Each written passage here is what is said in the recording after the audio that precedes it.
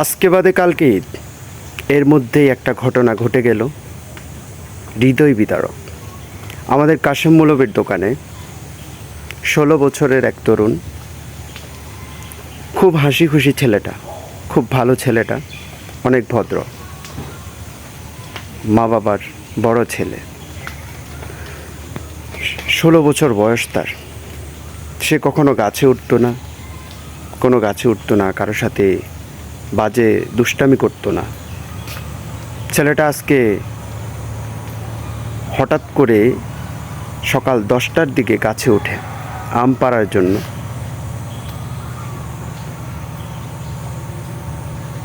সেই আম গাছের ডাল ভেঙে পড়ে তার জীবনটা চলে গেল। সে কি জানতো ওই আম গাছে উঠলে তার জীবন চলে যাবে? যদি জানতো হয়তো উঠতো না। অনেক স্বপ্ন, অনেক আশা তার মনের ভিতরে তার আছে। তেমনি তাকে নিয়ে তার মা বাবারও অনেক স্বপ্ন, অনেক আশা ছিল। কিছুই হলো না পূরণ। সব কিছুরই সমাপ্তি করে আজকে সে বিদায় নিয়ে চলে গেল আমাদের থেকে।